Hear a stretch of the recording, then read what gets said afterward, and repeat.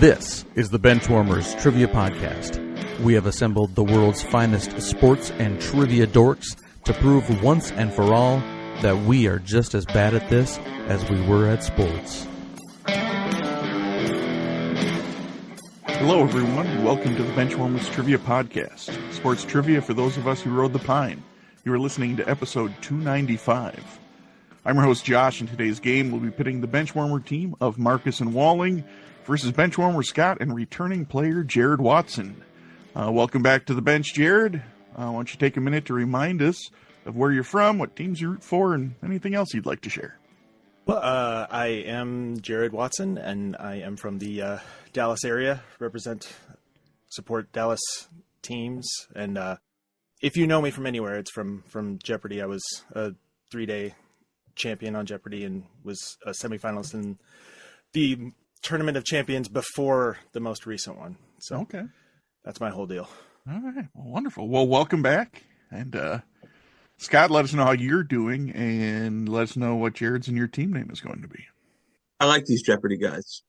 Which, like, if you would have told me that when I was like a kid or teenager that I'd like people that were on Jeopardy, I'd be like, no. Why would I like those people? But I like these Jeopardy guys. All right, they come on here. They're good people. They're knowledgeable. They're fun. They know how to record. They understand, and I like that. I appreciate that.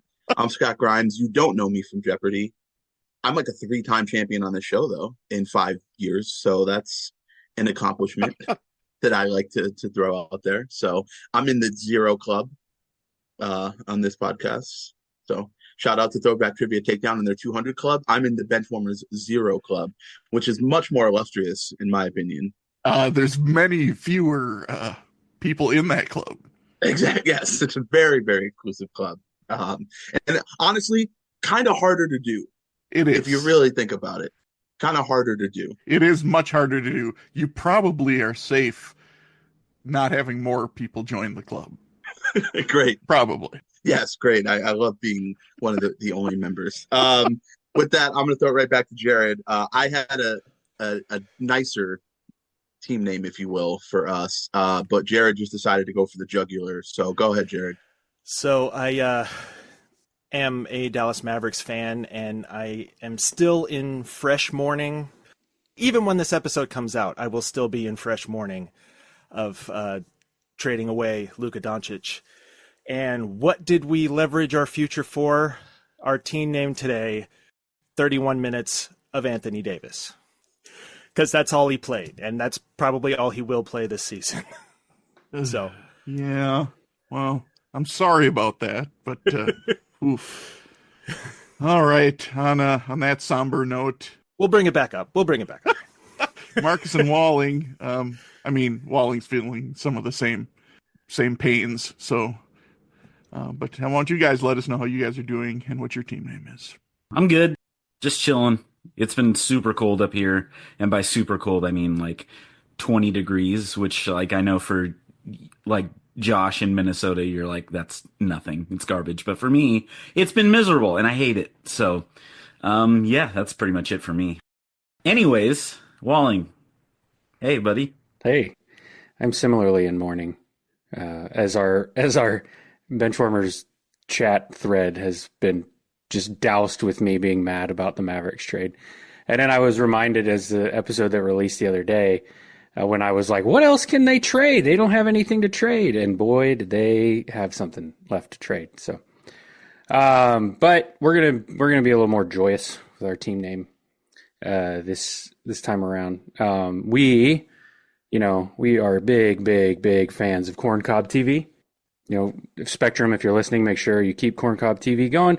But our favorite show, obviously, is Coffin Flops. And so us being such big fans, we're just going to call ourselves today the Coffin Floppers. All right, so we've got 31 minutes of Anthony Davis versus the Coffin Floppers. I forgot to do my customary, I don't have a team. So I don't have a team. So you guys mourn. I've been mourning since 2008. We're going to need you when our team eventually relocates to Las Vegas. Oh, I've been reading some conspiracies about that. Yeah. It's awesome. I was just going to ask, is there any truth to the fact that they wouldn't let her build a casino in Dallas that this is now, it's become Major League where she wants the team to just do so bad that they can leave? Let's say correlation and causation are not necessarily the same, but there is truth to the fact that gambling in Texas is not moving as fast as they had hoped. There is truth to the fact that one of the reasons that they bought the team was really to get a foot in and build this whole like complex with the stadium and the casino. So, you still got to draw a few more steps. You still really got to do a major league. I mean, the fact that they just signed Jake Taylor as the third backup center is, it's not a good sign. But Willie Mays Hayes, our point guard. Yeah. All right. Well, before we can get to the trivia, let's kick it over to Benchwarmer Emeritus Dan for the rules. The game will consist of 4 quarters of play, each with different trivia style. The styles of quarters 1 through 3 will change from show to show, and I will explain them as we go along. Like any good sporting event, we will have a halftime show after the second quarter with entertainment questions. And in the fourth quarter, our teams will wager from their points accumulated to see who are today's clipboard captains, to be honored like the true benchwarmers they are. All right, let's get this game underway. Today's first quarter will be sporting haikus.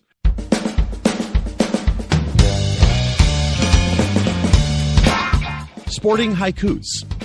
For this quarter, there will be 4 questions in haiku form. Each question is worth 25 points. Haiku number 1. Super Bowl licks champs. Both celebrated birthdays. RB and CB. Josh, we're checked in. All right. 31 minutes of Anthony Davis is checked in, so Coffin Floppers, you guys can talk it out. They just barely beat us to it.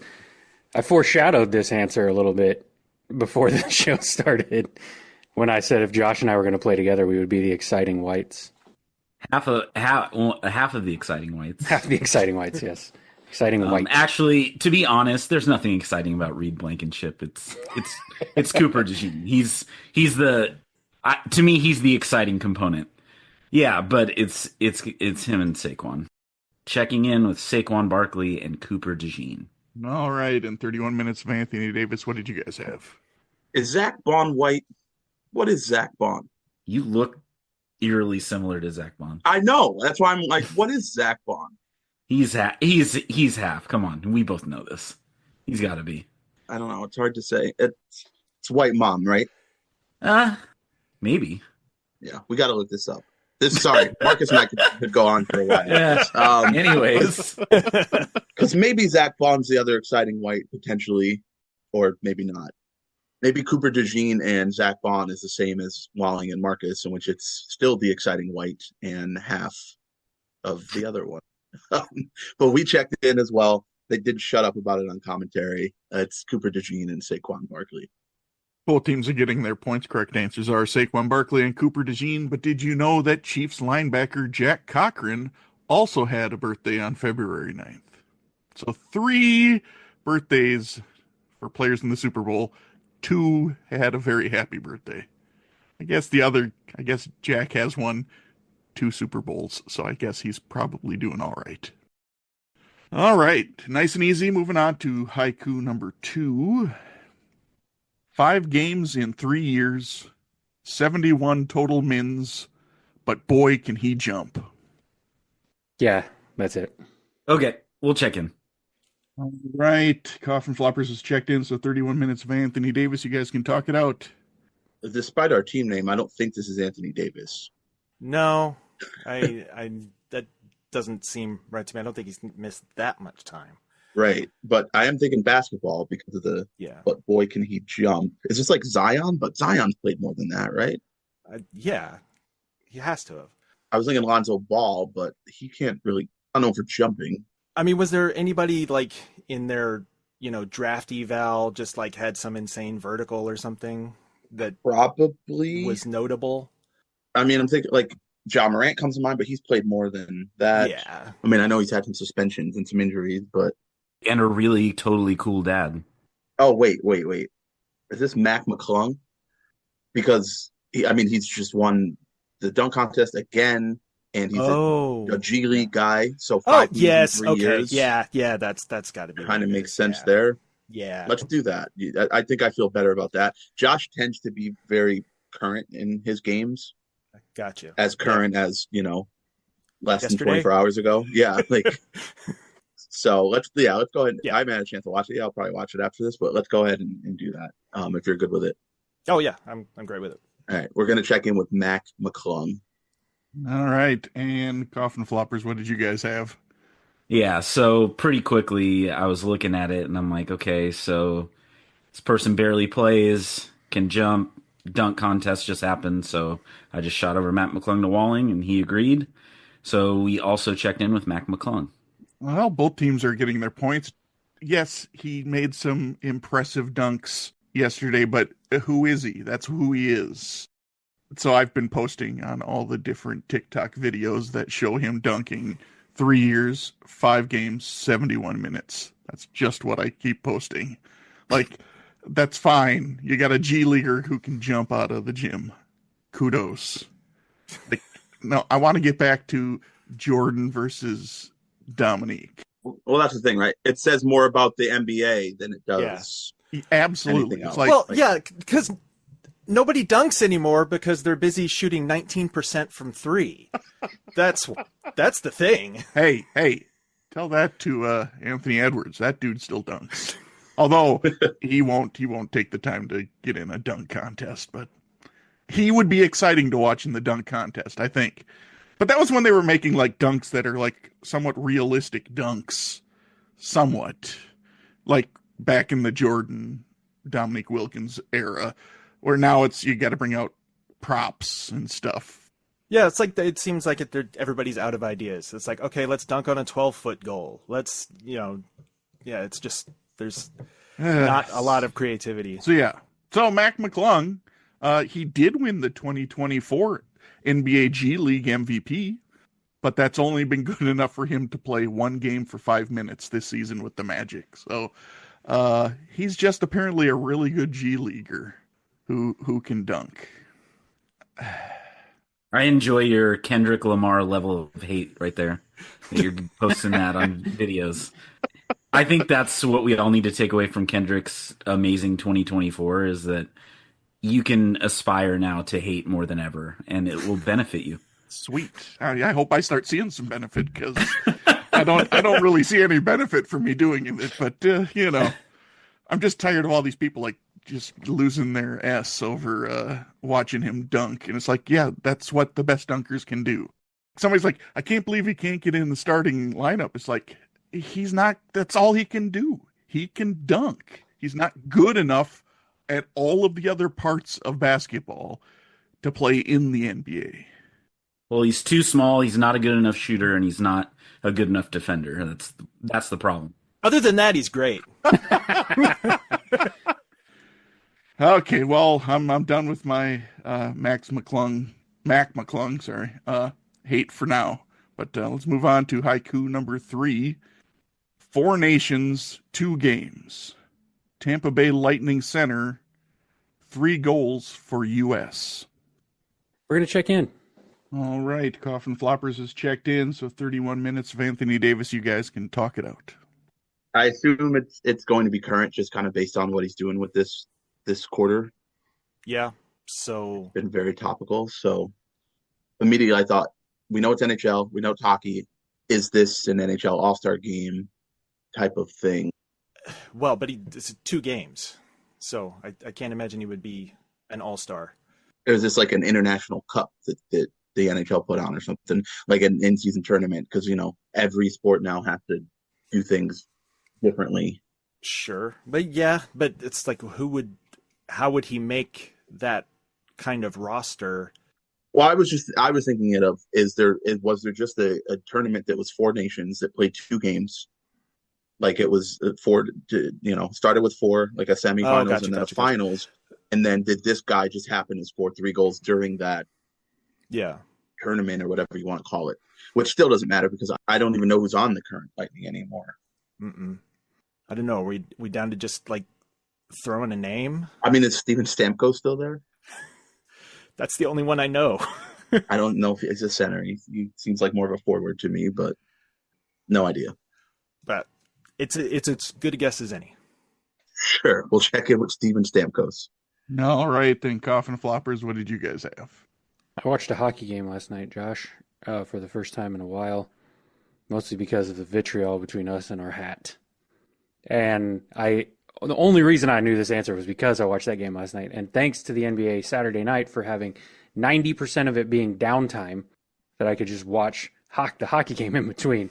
But the only name, or the name that I remember that scored twice last night, so I assume he probably scored against Finland too, because half the team did, was Gunsel. And then Marcus came through and reminded me it's Jake Gunsel. So we checked in with Jake Gunsel. Well, one team will be getting points. It is Jake Gunsel. So, yeah, Scott, currently, instead of an all-star game, they're doing what's called the Four Nations face-off, which has U.S., Canada, Finland, and Sweden. They're playing a round-robin tournament, basically, to start with. They've played 2 so far.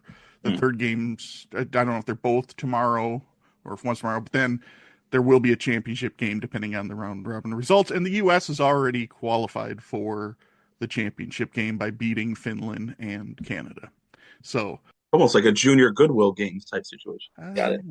So Gunsel leads all players with 3 goals and is tied for most points 4 with Zach Werenski, a U.S. defenseman, with 4 assists. So Stamkos plays for Nashville now, Scott, by the way. What? Yeah, trust me, Tampa Bay fans were not happy that they let him walk, basically. Ridiculous. Yeah. All right. Haiku number 4. 23 Rangers. Most at-bats, most hits, most runs, middle infielder. And for you listening at home, when I said 23 Rangers, there is an apostrophe in front of 23. Unsurprisingly, Josh, I think we'll check in. All right, Coffin Floppers is checked in, so 31 minutes of Anthony Davis. You guys can talk it out. Yeah, I think they just barely beat us to the buzzer on that one. It would have either been middle infielder. The Rangers would either be Marcus Semien or Corey Seager, and I don't think it was Corey Seager, so I think it is Marcus Semien. I agree 100%. And we'll check in with that. Yeah. Wonderful. And Coffin Floppers, what did you guys have? Marcus tried to correct my spelling of his last name because he doesn't like him, and replace the I and the I with an E and not a letter. He played in every game for the year, so it would stand to reason that he had the most at-bats. So we also checked in with Marcus Semien, in spite of what Marcus tried to get me to check in with. Well, both teams are getting their points correct. Answer is Marcus Semien. Semien also led the Rangers in WAR, games played appearances, triples, and total bases during their World Series championship run. So I figured, since the news out of Dallas hasn't been the greatest in the last, I don't know, few days, weeks, months, if we want to go back to the football season, we don't. I figured we'd go back to a happier time for Jared and Eric. And we just had to watch the Eagles win the Super Bowl on top of it. I mean, it's abject misery. If it inched Jerry closer to death, then it's a positive. That's really where I can go with it. Also, Marcus, real quick, Zach Bond, I could not have been more wrong. Black mom, Janelle, white dad, Lloyd. Oh, man. That's incredible. You should have just given us the names and made us guess I which just one saw was the which. names and I went, oh, I was way off. Oh, man. Lloyd. Samsonite. Yeah. Lloyd Bond. Oh, Lloyd Bond. All right. So after the first quarter, the 31 minutes of Anthony Davis has 75 and the Coffin Floppers have 100. We wanted to let you know that we are on Patreon if you'd be interested in supporting us financially. Your contributions will be used to help us cover the costs that it takes to bring you the high-quality sports trivia you have come to expect from us. There's also some great perks that come with the Patreon membership to the Benchwarmers Trivia Podcast, including bonus episodes and Benchwarmers swag. You can find us at patreon.com/benchwarmerstp. Thanks. All right, get your thinking caps out because today's second quarter will be the missing link. The Missing Link. This quarter will consist of 5 questions with theme-linked answers. The teams will attempt to answer the questions and guess the theme. Each question is worth 20 points. If a team checks in first via chat to the host with the correct theme before the 5th question, they will earn 100 points. The other team can still earn 50 points with the correct theme guess. If neither team has checked in with the correct theme before the 5th question, each team can earn 50 points with the correct answer to the theme after the 5th question. Question 1. What running back who just finished his 8th season in the NFL is second in career rushing yards for the Pitt Panthers, trailing only Tony Dorsett? We'll check in. All right, Coffin Floppers has checked in, so 31 minutes of Anthony Davis, so you guys can talk it out. Guy that's in his second contract, you would think. Not that I think this guy is playing on the same team that he's been on. That's very rare, especially for running backs now. Finishes 8th season. So that'd be 2017? Yeah, 16 or 17. I'm trying to think of, this guy might not even be a starter, so it's kind of hard to pinpoint. Well, yeah, because it wouldn't necessarily translate to having, but it's not even that much collegiate success if it's right. Yeah. To me, this screams like a committee guy, and I don't like to go through every team because Josh doesn't like that. So a different host, I'd probably be doing that right now. Yeah, that's a taco move, right? Yeah, I could get away with it usually with Lux. Lux has no backbone, so he won't say like, "Come on, guys, wrap it up." He just lets guys go on for 12 minutes and then they get the answer, despite the fact that we have enforced a time penalty for like Not just to let you know, years. I haven't actually even started a timer yet. So your internal clock is. I haven't felt the need. I know because of that Mac McClung answer is getting dangerously close. I was like, can we get a old school bench warmer? It was getting close, but not quite. They got there quick enough after they sort of meandered around for a while. I don't know, somebody like Giovanni Bernard or somebody in that neighborhood. I don't think he's from Pitt. I think he's from North Carolina. But yeah, someone like that. Yeah, definitely. Like a Samaje Perine type of guy. And he's from Oklahoma. But like someone in that vein. Or like Alexander Madison or. Oh, yeah, I don't know where he's from. Yeah, he'd be around 8 seasons now, huh? Yeah. You want to just do that for fun? Because obviously we could just sit we here should. forever. We have a Vikings fan host. Sure, Yeah. I don't know much about Alexander Madison, and why not? Sure. Yeah. We'll check in with Alexander Madison. All right. And Coffin Floppers, what did you guys have for an answer? Yeah, this came immediately because when I think of Pitt, I think of this guy for some reason. I don't know why. He beat cancer, and now he's toting the rock for the Arizona Cardinals. We checked in with James Conner. One team will be getting points. Correct answer is James Conner. And Conner is also second in career rushing touchdowns for Pitt, only 3 behind Dorsett. And Alexander Madison, I'm pretty sure he went to Boise State. All right, question 2 in the missing link. What outfielder who played for 7 teams during his 16-year career was the 2011 AL RBI leader while playing for the Yankees and won the Roberto Clemente Award in 2016 while playing for the Mets? Yeah. Okay, we'll check in. All right, Coffin Floppers have checked in, so 31 minutes of Anthony Davis. You guys can talk it out.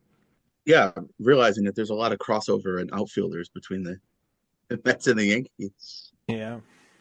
Initially, I was thinking Granderson. That still seems like the best guess to me. 16 years, too. He's definitely a guy that hung around for a while. He could have gotten to 7 teams. I know he kind of bounced around at the end. Yeah.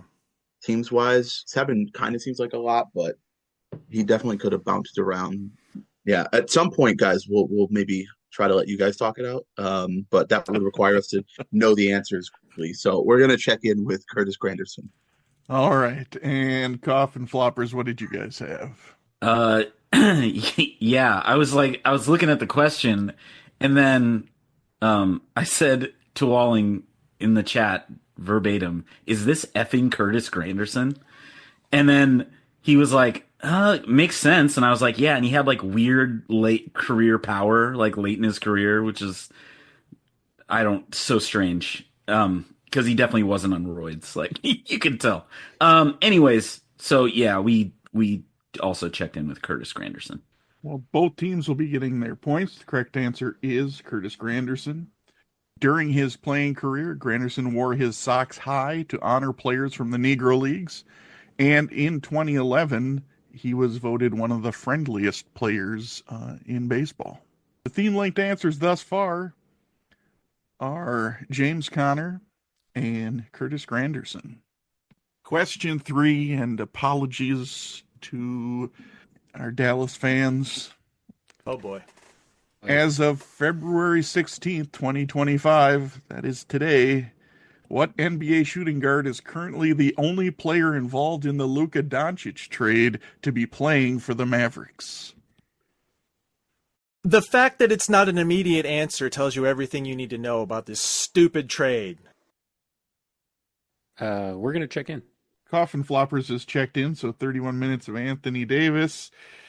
Boy, does that team name really come into play with this Yes, it does. question. You guys can talk it out? Question mark?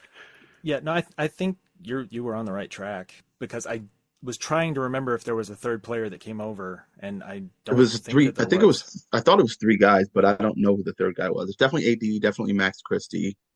Yeah. And I don't know if they just threw in I think it was just the first round draft pick other than that. one of their other white guys. So The only other thing is if there was something that came from the Jazz part of the trade to the Mavs, but I didn't think there was. right, this could be from the Jazz side. But I don't know if Max Christie's been playing or not. But since we can't think of the third guy, we'll check in with Max Christie. All right. And Coffin Floppers, what did you guys have? I, much like Klay Thompson, thought this was Doug's kid when he came over, but it was not. We also checked in with Max Christie. Well, both teams will be getting their points. Correct answer is Max Christie. And Jared, you were correct. That was the trade. They got Anthony Davis, Max Christie, and a first-round draft pick. It's kind of hard to believe that's all they got for Luka Doncic. But that was it. But to be fair, Christie has averaged 17.3 points and 5.2 rebounds during his 6 games with the Mavericks, and is making 45.5% of his three-point shots, all of which are career highs. So maybe there's a little somewhat silver lining from the trade. I know this doesn't replace Luka, but... Well, when there's no one else on the roster, someone has to shoot the shots. Well, but he's actually making them at a really good clip, is what I'm saying. So he's like, That's fair. You're giving him an opportunity to actually show he can be decent. The theme-linked answers thus far are James Conner, Curtis Granderson, and Max Christie. So let's move away from all this Luka Doncic trade talk to question number 4, which is what Hall of Fame first baseman who played in 4 decades from 1959 to 1980, played 19 of his 22 seasons with the San Francisco Giants, and won the 1969 NL MVP. We're checked in. All right, look at that. Yes, nice. 31 minutes of Anthony Davis has checked in. So, Coffin Floppers, you guys can talk it out. What if we don't want to? What do we want to make them talk it out? That's too bad. They don't get to talk it out. That's too damn bad. You did send me an answer before they checked in that I agree with. And then we stared at each other. So yes, longingly. Yeah. I was wondering, what's he thinking on the other side of the screen? Yeah. Why am I so hungover? That's what I'd like to. I have a decent idea what led to that. Yeah, it was weird. It just came out of nowhere. All right. I believe William McCovey was his name. I think they named a cove. He's either named after a cove or they named a cove after him. We'll check in with McCovey. All right. And 31 minutes of Anthony Davis you guys had? We had the same answer, Willie McCovey. Well, both teams, again, are getting their points. Correct answer is Willie McCovey. McCovey was known as a dead pull line drive hitter and was called the scariest hitter in baseball by pitcher Bob Gibson. Our theme-linked answers thus far are James Conner, Curtis Granderson, Max Christie, and Willie McCovey. Moving on to question 5 and the missing link. What Hall of Fame linebacker won 5 NFL championships, with the last 2 leading to victories in the first 2 Super Bowls? All right, we're going to check in. All right, the Coffin Floppers have checked in, so 31 minutes of Anthony Davis. You guys can talk it out. I just want to apologize to the listeners for how boring this is, because we don't have anything. Yeah. We can't even guess. We can't even use the theme to help us get to the name because we have no idea on the theme. So this is all around just not good. This is not fun podcasting, and I do apologize, listeners. Hi, Mark. I'm so sorry that this is not riveting stuff. I'm sure Doherty's talked about this person. How could he not have? It's an old Packers player, but yeah, I don't know. Jack something. They're all the linebackers were Jack back then, right? Yeah, I think that's it's by law. They had to all be named Jack. Yeah, Jack Reacher. Long wingspan. Why the hell not? Well, not if you're subscribed to the Tom Cruise Jack Reacher. Then he's got the shortest wingspan. Unsubscribe. All right, we're going to check in with Jack Reacher. Okay, and don't appreciate that slap across the face there, Scott, but, we can move on. Talking about how boring this has been. And no, not because of you, because we're not providing anything for the listener, because we're done. Okay. All right, okay. All right, Coffin Floppers, what'd you guys have? You know what does provide entertainment? Corncob TV and the critically acclaimed hit show Coffin Flops. They want to cancel it because they say we've shown over 400 naked bodies on Coffin Flop, but it's impossible that every one of 5 are nude. Anyways, if you're saying name an old linebacker from the Packers, we just said Ray Nitschke, because that's the only name that I could have come up with, and that's what we checked in with. Well, one team is getting points because I knew it was Jack Reacher, damn it. Yes. Because that is the one old Packer linebacker you probably should know about, and that's Ray Nitschke. However, Dave Robinson was also a Hall of Fame linebacker for the Super Bowls 1 and 2 champion Packers, but only won 3 NFL championships. Man, and when he went on to play for the And then Willie Davis was also on that team, and I think he won 5, but I don't think he's in the Hall of Fame. Yes, the only 2 linebackers who were in the Hall of Fame from those teams were Nitschke and Robinson. Okay, well, the theme-linked answers are James Conner, Curtis Granderson, Max Christie, Willie McCovey, and Ray Nitschke. I'm going to let both teams take some time to see if they can come to a correct answer, because neither team has submitted a correct answer thus far. So 2 out of 5 fit for me, and the only thing I've come up with here is Jamie Foxx characters, being Ray from Ray Charles and Willie Beeman. I don't know if the rest of them fit. Yeah. Right? But fifth is supposed to be the giveaway, and it's Ray, because I doubt it's Nitschke that we're supposed to go on. It'd be tougher to fit those into themes, I would think.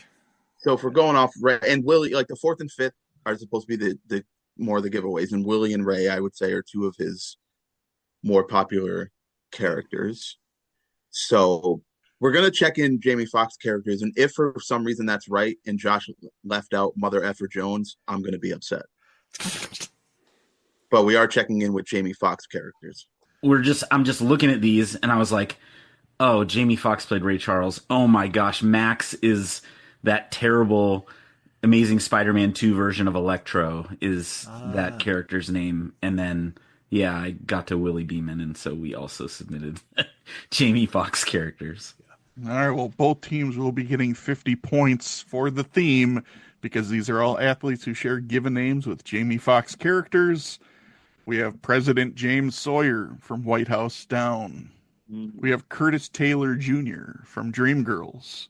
We have Max Dillon / Electro from the Spider-Man saga because he also was in No Way Home. No Way Home. Yes, thank you. And I liked his character better in that one. But, yeah, it was like, oh, okay, this makes sense, actually. Better written for him. Good, great. Yes. Then, yes, of course, you guys hit the nail on the head with Willie Beeman from Any Given Sunday and Ray Charles from Ray. I don't know. I'm not quite sure how I would have found a athlete called Mother Effer, but I guess I could have gone with what did Kevin Garnett say about 50 times a game. I mean, that would have worked because, boy, that guy dropped the Mother Effer all the time. All the time.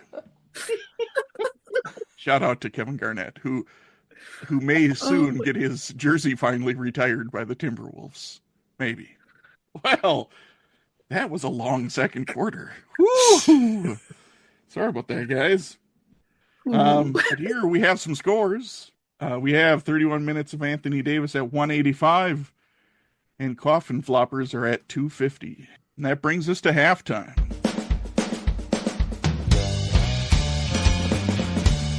It is now time for the halftime show. There will be 3 entertainment questions. Each question is worth 25 points. It's been a while, but it's another edition of ChatGPT pre- and post-game. I asked ChatGPT to make up plots for movies based on a combination of 2 movies and or television shows, with at least one being about sports. Are these Jamie Foxx movies? I don't know. Maybe you'll just have to wait. All right. So, plot number 1. Former cop turned private investigator Andre is pulled out of retirement when his ex Debbie hires him to solve a case threatening her all-female wrestling promotion in 1980s Los Angeles. With their biggest televised event approaching, key wrestlers are disappearing and someone is sabotaging the show from within. Reluctantly going undercover as a wrestling coach, Andre navigates a world of outrageous personas, spandex-clad warriors, and over-the-top drama. He butts heads with the no-nonsense director Sam and gets reluctantly trained by the eccentric but deadly Zoya the Destroyer. As the mystery unfolds, Andre discovers a criminal syndicate trying to muscle in on the business. With the help of the wrestlers, he trades his old-school detective skills for high-flying wrestling moves in a climactic battle that proves justice can be both brutal and entertaining. Yeah, you have to. Okay. Yeah. All right. We're Josh, we're going to check in. All right, Coffin Floppers are checking in. 31 minutes of Anthony Davis. You got a small amount of time to talk it out if that'll help. If any more time will help you. Well, I mean, I don't have this. yeah, the only thing that I am bringing to this is that I think it has to be glow for the wrestling part. And I'm like, what goes with glow? So it's either glow is the beginning, and so it's like in a movie that starts with O, like it flows into it. I mean, that's the only thing that works as far as like the construction goes, because I mean you can't like have something that slams into a G sound and that Right. And works. unless it's Lucha Libre women's wrestlers and it's Once Upon a Time in MexiGLOW. Now that's a movie that You know what? watch. Since we're not going to get it anyway, I love that so much. Let's just check that in anyway for the hell of it. We're going to check in with Once Upon a Time in MexiGLOW. Oh boy, I gotta write this one down. Hold on. Keep that pen ready. Women Lucha Libres with boy. sombreros. All right, and Coffin Floppers, what not correct answer did you guys come up with? They just think we're dumb hicks. They told us that. At dinner. At a dinner. At a dinner. But we went a little further north with our search. We also picked up on Glow pretty quick. And once we talked it through a little bit, we finally landed on what we think is the perfect answer. And that is, we went with ChicaGLOW PD. Checked in with ChicaGLOW PD. Oh, PD. Neither of you teams know how this pre and post game work, apparently. And apparently you guys have not seen the what year was this one? 1994, I think. 1994 Keenan Ivory Wayans classic. This would be Glow with Low Down Dirty Shame. So the movie here is Glow Down Dirty Shame. I love that movie. I just never would have pulled that. Well, he was a detective, a private detective. Named Andre, I would have said. That's usually how this works, right? Yep, his name was Andre in the movie. Oh man, that's really good. Okay, so at least you're familiar with that movie, I guess. Just Very. I love the scene where he's his like informant is that gay dude and he pretends to be his boyfriend. That was very funny. all right. Well, we got some funny answers at least, so that'll help. As a matter of fact, our title might be "Once Upon a Time in MexiGLOW." Just a little bit funnier than ChicaGLOW PD, but I love that we did the same thing though. Yeah. That's why I started laughing because like when you said that, I was just like, I love that we arrived at the same conclusion. Let's just. Well, hey, you did get the sports part of it correct. You just couldn't get the rest of it connected. Yeah. Now, who knows what's going to happen with these other two plots? But Oh my lord. Let's try plot number 2. Awkward but lovable airport worker Kirk is shocked when he lands a date with the stunning and confident Dottie, a legendary former baseball star now coaching an all-female pro team. As their romance blossoms, Kirk finds himself completely out of his depth in a world of competitive sports, fiery rivalries, and intense training sessions. Struggling to prove he belongs, Kirk becomes the team's unlikely good luck charm, but not everyone is thrilled about his presence, especially the hard-nosed assistant coach Jimmy, who thinks he's a distraction. As the team fights for a championship, Kirk must step up in ways he never expected, proving that love, like baseball, is all about a chance and swinging big. About taking a chance and swinging big. Filled with heart, humor, and home runs, this film is a romantic sports comedy about believing in yourself, even when you feel outmatched. Oh, you guys are good on a 3, 2, 1? Yeah, we're gonna. Yeah, can let's just all check in first, right? Okay, yes, So we we'll all say check. we're all checked All right, in. both teams are checked in. They're going to Josh, do you a want 3, to 2, count us 1. down? Yep, 3, 2, 1. She's out of my league of their own. Oh, thank you Their for own. getting one correctly. Yes, this is She's Out of My League of Their Own. The hardest part about that question was waiting for you to finish. Yeah, I know. We were all I- just like we were all looking at each other like this has got to be it. Out of my peripheral, I could see a lot of like movement, kind of like yeah. Well, I had to get through the You whole gotta get reading to of the it. Yeah, plot. of course. Yeah. All right, plot 3. Sports agents Jesse and Chester wake up with pounding headaches, a wrecked hotel room, and one major problem. Their star athlete has vanished just hours before signing the big contract of his career. With their frantic assistant Kirby by their side, they retrace their steps through a trail of VIP clubs, underground poker games, and an impromptu sumo wrestling match. As they piece together the absurd events of the night, they run into furious team owners, vengeful bookies, and an elite group of retired athletes running a secret fight ring. With time running out and their reputation on the line, the duo must navigate the wildest day of their careers, avoid financial disaster, and find their missing client before the deal falls apart. Filled with over-the-top comedy, sports world satire, and unexpected cameos, this film is a fast-paced ride through the madness of high-stakes sports management. Josh, we're gonna check in. All right, Coffin Floppers is checked in, so 31 minutes of Anthony Davis. You guys can talk it out. Yeah, I think you just got there right before. Well, 100% it's due with my car. Yeah. As soon as he said Jesse and Chester, that's Dude, Where's My Car? Marcus will appreciate this. I just listened to the Cinephobe Dude, Where's My Car episode not long ago. So Yeah. like, so that's definitely. And then so then it's trying to figure out, is it the dude or the car that is the pre and post game? And I think the only thing that works is our list, Yeah. which So- it's on the show. It's been noted like it's not a show that I watch, but apparently David Justice was in it. So I still need to get around to watching our list. But we're gonna check in with Dude, Where's My Car list. All right, and Coffin Floppers, what did you guys have? Such a great stupid movie. We also checked in with Dude, Where's My Carless? All right. Well, both teams are getting their points again because the correct answer is Dude, Where's My Carless?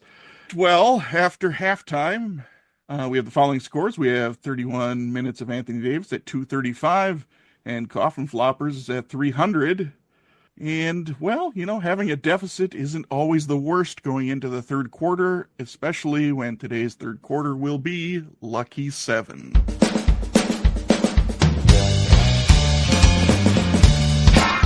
Lucky 7.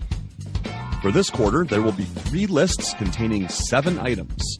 The team that is trailing coming into the quarter will choose the first list and attempt to identify the items on this list one at a time. If the team has an incorrect guess, the other team can attempt to finish that list out.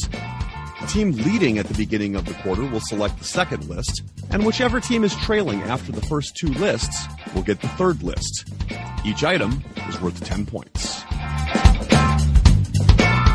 So 31 minutes of Anthony Davis, you will get to pick the first list that you would like to try and identify.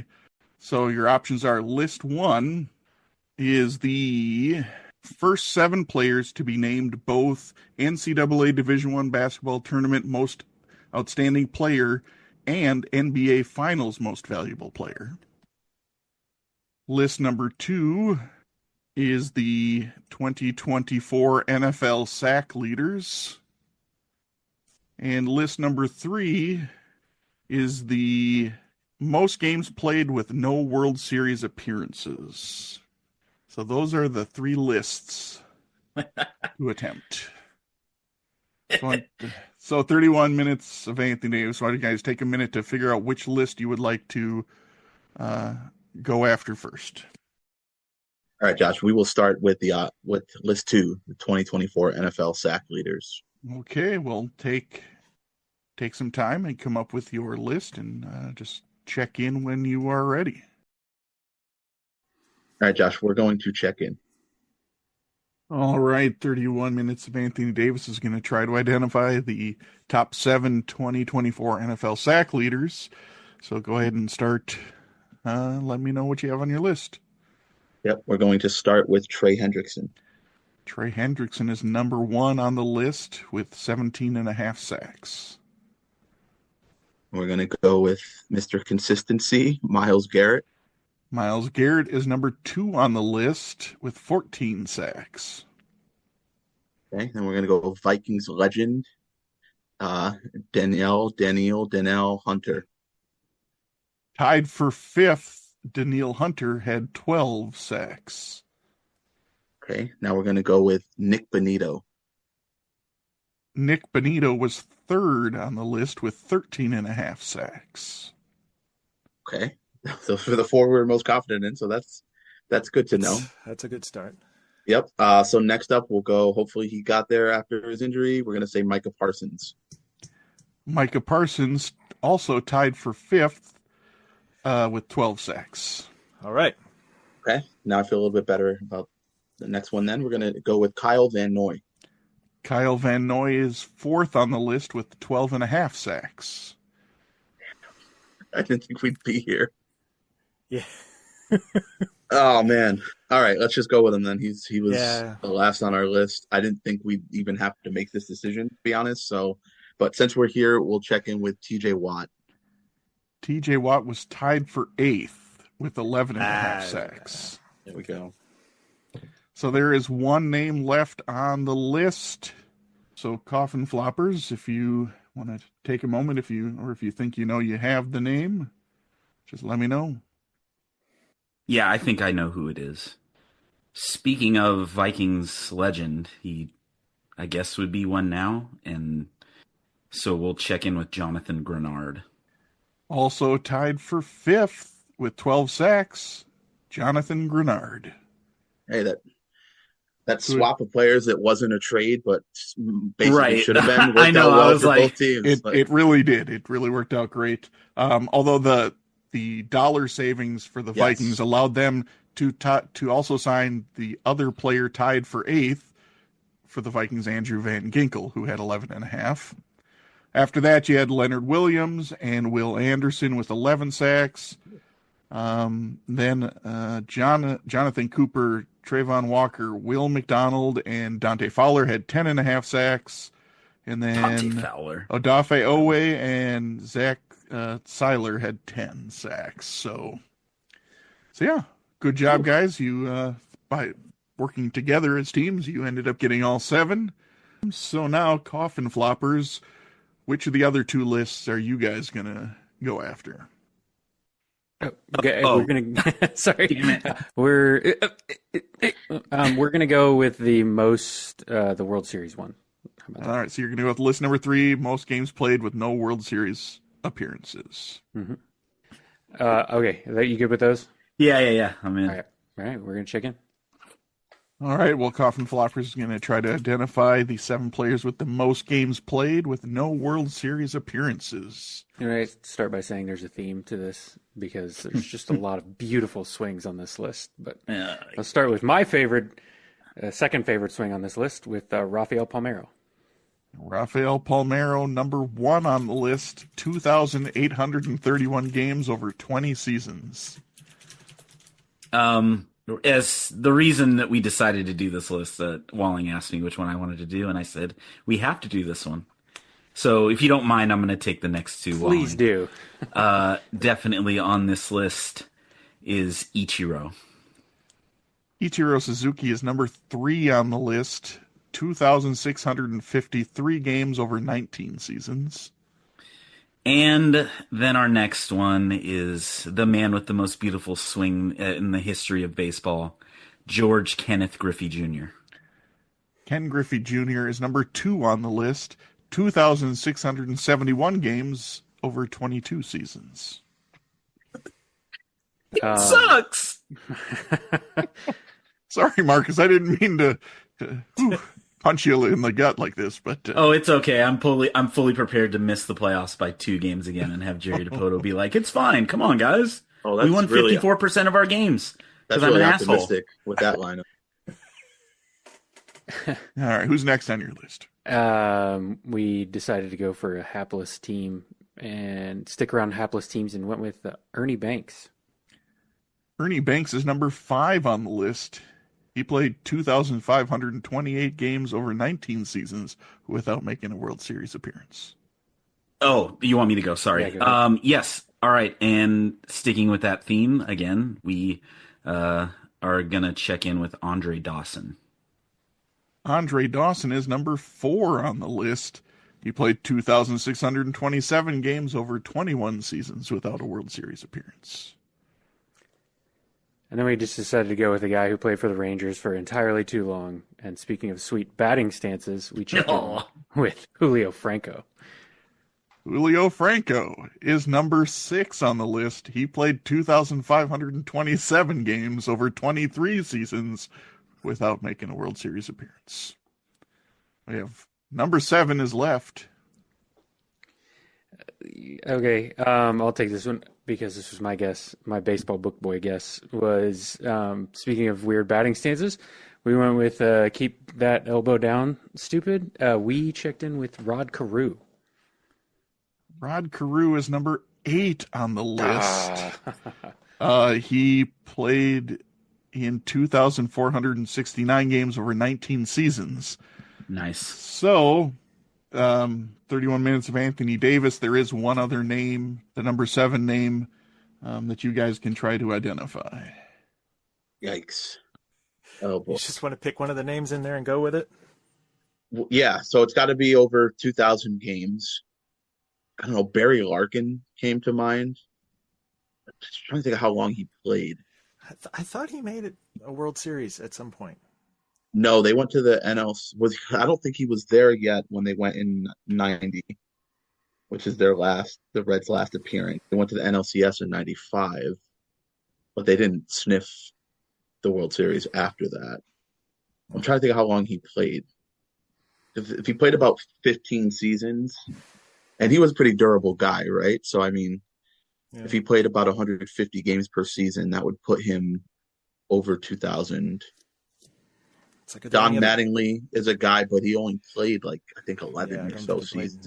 Really I'm trying to think of like Red Any Sox Cubs guys from or Mark Cubs? Grace played with the Diamondbacks. I'm trying to think, guys that played for a long time. Ryan Sandberg. They definitely did. Did they go to the World Series in the '80s? Did they lose a World Series in the '80s? The Cubs.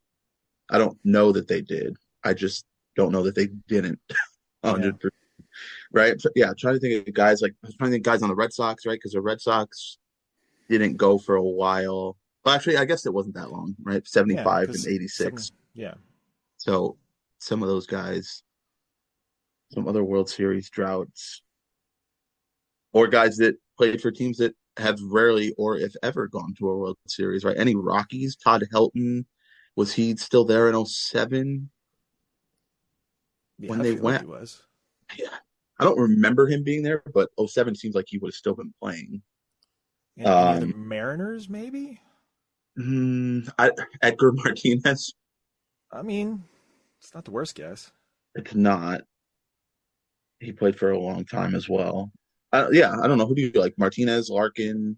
Let's just go with Barry Larkin and call it a day. Sure. We'll check in with Barry Larkin. Fortunately, Barry Larkin not only played in the World Series, he won a World Series because his career spanned from 1986 to 2004. He was on the 90 team? He was on the 90 team, correct. So the seventh player on the list was a longtime teammate of Ernie Banks. That'd be Billy Williams. Billy Williams. Should have gone with old Cubs. That would have been. I mean, you were kind of going on the right. What teams hadn't gone in, long time. After number 8, which was our crew, we have Bobby Abreu at number 9, Luke Appling at 10, Mickey Vernon 11, Buddy Bell 12, Torrey with 2 eyes Hunter at 13, Sammy Sosa 14, Jose Cruz 15, Brian Downing 16, Frank Thomas 17, and BJ Surhoff 18. Wow. Old Tory 2 eyes. Old Tory 2 eyes. So so there have been 18 players who played in at least 2,300 games and did not appear in a World Series game. So the minute you were talking about Barry Larkin, I was like, "Ooh, I have his 1987 rookie card." I just never placed him that early for some reason. Yeah, and he only played for the Reds too. So, all right, well, we are on to list 3, and since 31 minutes of Anthony Davis is still trailing, you guys get to be the first to attempt the first 7 players to be named both. Basically, college basketball's tournament most outstanding player and NBA Finals most valuable player, or most outstanding player and most valuable player. So we'll check in, Josh. Okay, so 31 minutes of Anthony Davis is going to try to identify the first 7 players to be named the Mop and the Move. Well, it took us 31 minutes to just come up with names that we feel good with. So all right, so go ahead and start your list. Okay, then we will start with Bill Walton. Bill Walton was the 4th player to accomplish this. He was the most outstanding player in 72 and 73 and was NBA MVP in 77. Finals MVP. Yeah, sorry. And NBA Finals MVP. Thank you. All right. Then we are going to go with Kareem Abdul-Jabbar, Lou Alcindor. Lou Alcindor / Kareem Abdul-Jabbar was second to accomplish the feat. He was Most outstanding player in 67, 68, and 69. And he was Nice. NBA Finals MVP in 71 and 85. We will go with what number was Kareem again? Kareem was the second player to Second accomplish it. So he accomplished the NBA Finals MVP in 71. So you have one player who. So I basically have them in order of when they accomplished the duo together. The Finals So, MVP. So the because you gotta Finals have that one second MVP Yeah. is the time frame for them. Okay, so then we will go with Hakeem Olajuwon. Oh, unfortunately, Hakeem Olajuwon /Hakeem Olajuwon was the 8th player to accomplish this. He was most outstanding player in 83, and he was Finals MVP in 94 and 95. We'd like to use our mulligan. Oh, if only we had those still. Okay, coffin floppers. There are still 5 names on the list for you guys to try and identify. Hopefully, you've come up with your list so that you can start naming. Yes. Wilt. Is that sufficient? That is sufficient. Number 3 on the list, Wilt Chamberlain. He was MOP in 57 and Finals MVP in 72. What number did you say Hakeem was? 8th? Hakeem was 8. Okay. That makes me feel better about these ones. Magic Johnson? Irvin Magic Johnson is number 5 on the list. He was most outstanding player in 79, and he was Finals MVP in 80, 82, and 87. Isaiah Thomas? Isaiah Thomas is number 7 on the list. He was the most outstanding player in 81 and NBA Finals MVP in 1990. Jerry West. Jerry West is number 1 on the list. He was most outstanding player in 59, and he was NBA Finals MVP, the only one on a losing team, in 1969, the first year that the award was given out. So you have number 6 is the last name on the list. And then it has to be one of the other names. When I was working the list backwards. Yeah. It's got to be one of those names. And so then I'm looking right now. James Worthy. James Worthy. Yeah. Number 6 on the list, James Worthy. He was the most outstanding player in 1982, and he was Finals MVP in 1988. You guys successfully identified the only 8 players to ever accomplish this. No one has done it since Hakeem. I was curious about this. I don't know. It popped in my brain. I was like, I wonder how many players have done it. I was like, have there been 7? There have been 8. So I was like, all right, let's use that. I was trying to roll back through thinking of guys that had won who had done anything in the NBA.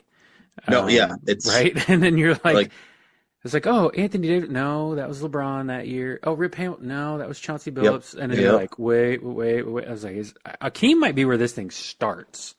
Like and then Marcus when reminded me it was backwards. Yeah. And that was correct because they're just, I mean, with the fact that, not too much after at least Olajuwon's MVPs, you started getting the drafted out of high schools. That's exactly and then what it is. And then it transitioned to the one and dones. So one and dones, and then it was just like random role players that had a big NCAA championship game. Or just like guys who are old, like 23 years old that got drafted at the end of the first round because they're a great college player, but they just don't have translatable NBA skills. Well, you know what, guys? You did a really nice job. You guys identified 20 of the 21 people in this quarter's lists. Whee! Kudos. Billy Williams. Never forget it. So Billy D. Williams. I'm going to throw this pitch. All right. So after the third quarter, we have the following scores.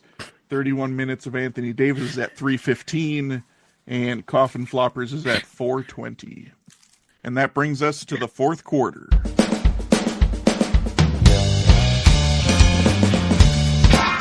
The fourth quarter, known as Put Your Fours Up. This quarter consists of 4 categorized questions that teams will wager up to 100 points each, not to exceed their current point total. The categories for today are as follows. Question 1, Ali, in reference to boxing. Question 2, Valentine's Day, in reference to Major League Baseball. Question 3, Rio, in reference to the Summer Olympics. Question 4, Breaking All the Rules, in reference to the NFL. And if you did not catch on, those are 4 other movies that Jamie Foxx was in. It is now time for the teams to place their wagers. We'd like to take a minute to invite you to follow us on Facebook, Instagram, and Twitter at BenchwarmersTP. We also have a Facebook group for fans of the pod called The Bench. Join us there to comment on the latest episodes and share cool sports facts and trivia. If you'd be willing to rate and review us on iTunes or Stitcher, we'd greatly appreciate the support so that other people may find this podcast. Thanks. Now that the wagers are in, on to the questions. Okay, question 1 in the category of Ali. Muhammad Ali faced 2 boxers 3 times each, beating both men twice. Name both boxers. We're checking in. Okay, 31 minutes of Anthony Davis is checked in, so coffin floppers, instead of trying to be coy with what you were going to say, you guys can actually just talk it out. Okay, let's go through the losses, and then we'll verify our answer. He didn't fight Trevor Burbick 3 times, so we can get rid of that one. He didn't fight Larry Holmes 3 times, and he didn't fight Leon Spinks 3 times. So those were like the ones at the end of his career. Then the first 2 in his career were, I think what we thought, Joe Frazier and Ken Norton. Not Junior, not to be confused with Junior, the linebacker for the Cowboys and 49ers. And crappy linebackers coach for the Seahawks. Yes.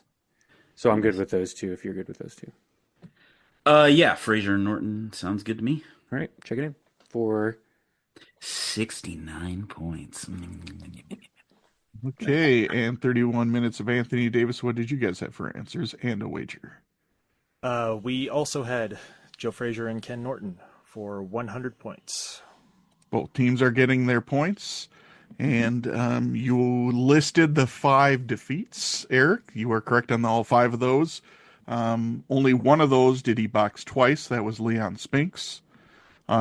He had 6 other boxers that he faced twice. They were Henry Cooper, Sonny Liston, Floyd Patterson, George Cavallo, Jerry Quarry, and Joe Bunger.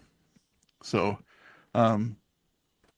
yeah, I mean, pretty good career when you go 56-5, where, you could probably say the fact that he lost 3 of his last 4, he was definitely well on his lost downfall. the last 2. He should He not have lost fought to those Trevor last 2. Burbick. Yes. Yeah, that was his last Yuck. fight. Yeah.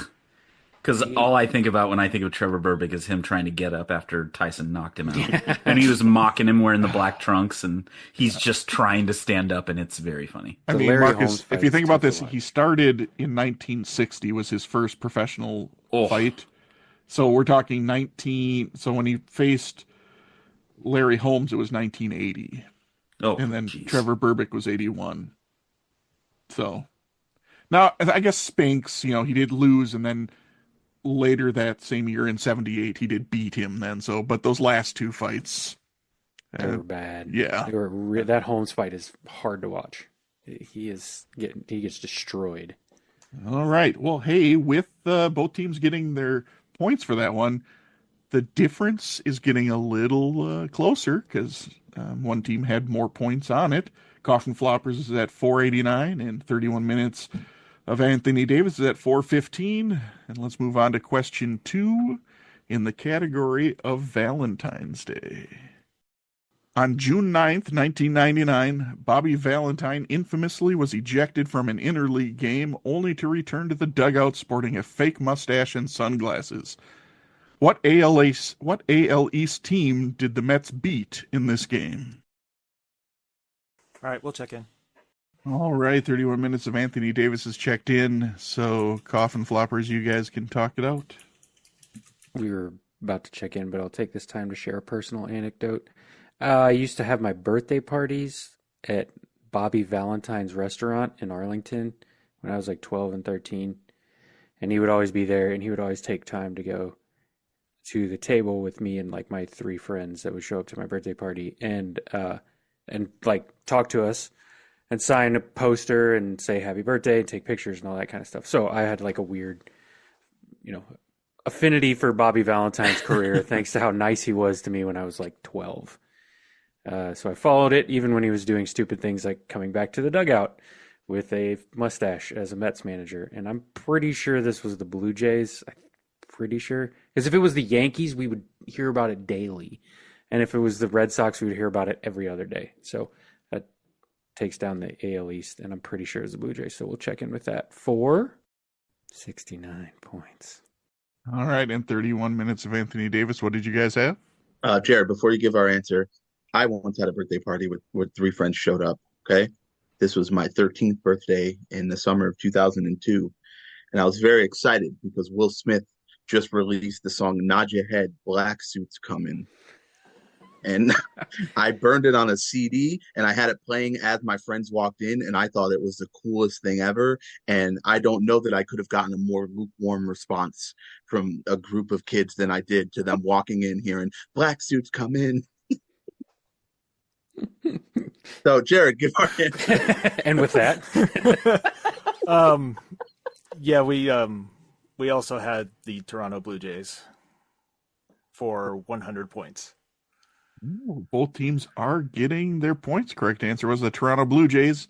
Valentine was ejected in the 12th inning, and the Mets would win the game in the 14th. Once again, both teams getting their points, one wagering more, the trailing team, so things are still getting closer. We have Coffin Floppers at 5:58 and 31 minutes of Anthony Davis at 5:15. And that brings us to question 3 in the category of Rio. While Michael Phelps, who won 6 medals, and Katie Ledecky, who won 5 medals, garnered most of the headlines for U.S. swimming in 2016, 3 other swimmers won 4 medals in Rio. 2 specialized in short-distance freestyle events, and 1 specialized in the backstroke as well as individual medley events. All 3 also participated in relay events. Name 2 of these 3 U.S. swimmers. Josh, we're checked in. All right, 31 minutes of Anthony Davis is checked in, so Coffin Floppers, you guys can talk it out. Let me know your answer and your wager. can we abstain? I mean, you can abstain. You still then would lose the points. You can't just Can we abstain and keep the points? No, you cannot. That is not how our game works. I know sometimes, Walling, you get confused on how our games work. Well, I'm just willing to just see. Hey, look, times are changing. I didn't know if the rules had changed since the last time I was. No, you could just Times plead are the fifth changing. and not answer, but you will lose your points. Wait, are we talking it out? Is that what's happening? Yeah, Possibly. I don't. Can't I Okay. think of swimmer names is really. I said to Walling in the chat as soon as this question was posted, I said nope, and then I said useless He did. and pointed to my own face. Okay. All right. So I know Walling, if swimmers' you would names to- like If you would like to talk it out to yourself, you can. I think Ryan Murphy is one. He was a backstroke guy. This wouldn't be Lochte, right? He didn't win that many. He was really dumb at first, He is and really I thought he dumb. really only won. I don't think he won many individual that year. Like I don't- Yeah, that's just. I mean, I know it seemed like a long shot in my head, but he's a person that I know swims Okay, so and struggles. he does. at He pretty does much swim. Any, He did- and he had a struggles bit at of a pretty rough much time, anything though. else. he had a real rough time in Rio. That was when he like crashed his car and had to go home or something, right? Yeah, he lied about getting like beat up or something. Yeah. Does it say gold medals or does it just say medals? Medals. Okay, then the other name I can think of is Nathan Adrian. Okay. So those we'll go with Murphy and Adrian for 69 points. Okay, and 31 minutes of Anthony Davis. What did you guys have for answer and wager? So backstroke that the first thought there was Missy Franklin. And we also just the first name that popped in our head was Ryan Lochte. So we just went with Missy Franklin and Ryan Lochte. All right. Well, neither team will be getting their points. They will both be losing. Did you say how many points for that one? Oh, I'm sorry, for 15 points. All right. Only one name of the three was identified, and that was Nathan Adrian, who won 2 golds and 2 bronze. The other 2 swimmer were women. We had Simone Manuel, who won 2 golds and 2 silvers, and Maya Dorado, who had 2 golds, 1 silver, and 1 bronze. Adrian has won a total of 8 Olympic medals, 5 gold, 1 silver, 2 bronze. Manuel has won 7 Olympic medals, 2 gold, 4 silver, 1 bronze. And Dorado won only the 4 medals from Rio. Ryan Murphy won 3 medals in those Olympics only. But with that, we have a lead change. The Coffin Floppers are at 489, and 31 minutes of Anthony Davis is at 500. Going into our final question. Real quick, imagine Simone Manuel in that Olympics thinking, I won 2 golds. I must be the most successful Simone in the history of U.S. Olympics. Except she wouldn't, because in that same Olympics, Simone Biles won 4 gold and 1 bronze. But what events were first? I'm just saying, if she won them like before. You know what? I think swimming often does happen. She's like, make the T-shirts that just say Simone. I mean, in the end, she could have sold some, because then they would even sold more by the time it got to the end of the Olympics. Right. All right. So this last question is for all the marbles. And by marbles, I mean nothing. In the category of breaking all the rules, what AFC West franchise has had 7 of the top 10 seasons with the most penalties spanning from 1993 to 2016, including an all-time worst 163 penalties in 2011? During these 7 seasons, the team averaged 8.3 wins. We'll check in. Okay, Coffin Floppers has checked in, so 31 minutes of Anthony Davis. You guys can talk it out. Let me know your answer and your wager. Yeah, I'm also, Jared, going off of the 8.3 wins average thing, because I think right off the bat, you think penalties, you think futility, you think Raiders, right? Yes. Just a bunch of when it was breaking all the rules before you even asked the question, I was like, oh, that's probably the Raiders. Yeah. But I also feel like the Chargers are interesting in this category, because this is basically as middle of the pack of a team as you could be, right? Yeah. In this span, which, I mean, we're talking about over 20 years. Like, when you think about that, I'm thinking like the Chargers were kind of good at the beginning of that, and then not very good, and then kind of good, and then really good, and then kind of good again. Whereas the Raiders were bad, and then they had the Rich Gannon year, and then they were bad, and then they were bad, and then they were bad. Pretty much during this time. So I'm wondering if they even averaged 8 wins. Yeah. It just sticks in my head that the Raiders have been famously a penalized team. No, yeah, same. Like I said, I think that's the obvious answer, which is why I'm wondering if that's a red herring. Yeah. Because of the only thing giving me pause is the 8.3. Yes. Yeah. Wins. I mean, I do remember that the Chargers, especially like I don't know what you want to call them, I guess the post Stan Humphries era Chargers, like the pre Phillip Rivers Chargers, like they weren't coached very well. Like their team discipline wasn't very good. So like I don't know. This is an interesting question. I love how when we're just like the Chiefs and the Broncos, definitely not, right? Like I think the Broncos probably had probably more wins per average because I mean you're talking this is still Elway and then they're still good even post Elway, pre Peyton. Yeah, I mean even like in the Jake Plummer years, they were still competitive. And the Chiefs just don't you don't think of them as a team that gets a lot of penalties. Like even to this day, like they're usually pretty disciplined. Raiders, Chargers. If you want to go Raiders, let's do it. Yeah, I like right when we get into the lead. Now I know. I'm going to leave it up to you. You are the guest. I like your reasoning though, and I hate that because it's. Okay. I just think I don't know. I think it's like it's almost too good to be true that it's the Raiders because we all know that they break the rules off the field and like it feels too good to be true. Yeah. I don't know. But But I'm going to let you choose. You're the guest. You have a perfect record on the line here. I don't. Here we go. I'm gonna sync us on my thing, on my guess, and so it's on me. Yeah. So we're gonna check in with the Raiders. For how many points? For 100 points. Okay, and Coffin Floppers, what'd you guys have for an answer and a wager? Well, you guys should have talked it out for longer and checked in with the Chargers, because that way we would have a chance to win. We also checked in with the Raiders for 69 points. Yes, we did. Right. So you're right that this makes it a little anticlimactic, because no matter what happens, we've determined a winner.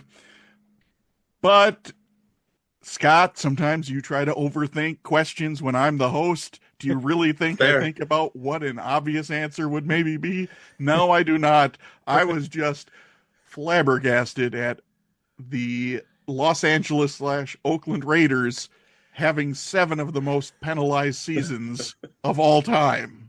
Like, I know that they were known kind of in general as kind of breaking the rules. I always thought it was more off of the field. I didn't realize it was as much on the field. So both teams are getting their points. So there's only 3 other teams through the history who are in that top 10. We have the 1998 Chiefs. We have the 1989 Oilers. And Marcus, you can be so proud of the 2017 Seahawks. Fond memories. And I'm pretty sure the Raiders, and I think it was in 2016, they have the most penalized game of all time. I think it was 23 accepted penalties, I think. In the 2016 season? Yeah. Well, that helped them, get that season to be. Obviously, they weren't as prolific as 2011. No. Not quite. No. But yeah, it's just the Raiders are my second team. They were my dad's favorite team, so I've always had an affinity for the Raiders, and I was like, yeah, this is the Raiders, 100%. Yeah, like penalties I said, because I was just like, okay, breaking all the rules. I was looking at the different sports and like personal fouls or penalties, and when I saw that the top 10 there were 7 Raiders listed, I'm like, oh my Lord, learn some discipline. What's that? You think Tom Cable was punching out his own coaches? You think he was big on discipline? They won that game. Well, I wonder how many of these penalties alone Bill Romanowski got for spitting on people. Oh yeah. Oh, especially those mid hey teams were. You have to think, think about they had so many head coaches during this span too. Like not one of them could right the ship. But they averaged. Lane Kiffin was in this. Season. They averaged 8 wins a season. I'm so impressed by them.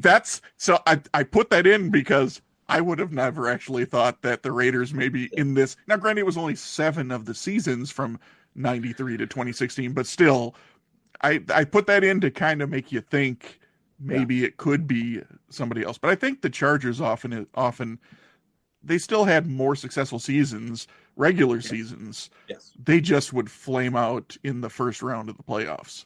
Always, right? Okay, well, the game has come to an end, and here are the final scores. The Coffin Floppers finish with 558 points, and our clipboard captains of the game, who are receiving the coveted Ben DiNucci Award with 600 points, is 31 minutes of Anthony Davis. Seattle Dragons legend, Ben I was gonna DiNucci. say he's a starting quarterback. You keep his name out of this. You're right. He did start 3 games for the Cowboys. That's DiNucci where I found name? his name, and he was the first. Going backwards, he was the first name on depth charts listed that hadn't already been used as a clipboard captain. The Nooch. So. All right. So, Jared, before we call it a night, is there anything that you'd like to say? Well, I'm not sure when this is going to air, or release or what have you. But a lot of my friends from the 2024 Tournament of Champions are in the Jeopardy Invitational Tournament that's airing starting on Monday in recording time. So I just want to give a big shout out to Ben Chan, Emily Sands, Hannah Wilson, Javarius Ahir, Luigi de Guzman, and Ray Lalonde for representing. Oh, and Troy Meyer also for representing our Tournament of Champions in the JIT, and I hope they all did very well. So that's what I got. All right, I like wonderful. these Jeopardy people. I like these Jeopardy people. I just want to say, Jared. Well, I guess to everyone, 37 minutes ago, Jared in our chat, I hate this. F this game. And we won. Wow, another backhanded. Yikes. Wow, I'm just taking shots left and right. Maybe I need to rethink who wins. Maybe I thought you guys were tougher. I thought you were going to go bigger on the Olympics question, but that's fine. I wanted to go 0. That Jared. You got to remember that's Scott on that team who I'm infamously the most unpatriotic person. hates the Olympics. I do. Yeah, that's fair. Except for Simone. I don't remember her last name anymore. And mostly But her- that 15-point wager was so I didn't have to do math on the rest of them to try and spread out the points. So you're just like 100. We've got 15 left. Here's the Just throw it at change. it. You can All have right. it. Nice. Well, you've kept your winning streak alive, Jared. So you'll have a Somehow. chance at being a 3-time benchwarmer champion, if that's what we want to call winning. I guess I don't know. I'll take it. Yeah. So, thank you again for joining us tonight. And Absolutely. on behalf of Eric Walling, Marcus Ellis, Scott Grimes, the rest of the Benchwarmers, I am Josh Bombeck, and I'd like to say thanks for listening to the Benchwarmers Trivia Podcast. And until next time, we'll keep the bench warm.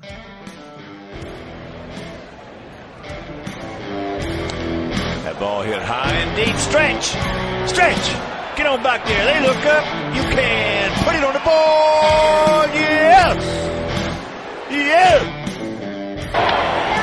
Into deep left center for Mitchell, and we'll see you tomorrow night. That great music you're listening to is by Justin Nozick. Thanks to him for producing that music for us. You've been listening to the Benchwarmers Trivia Podcast. Make sure to check us out on all of our social media. We are at BenchwarmersTP.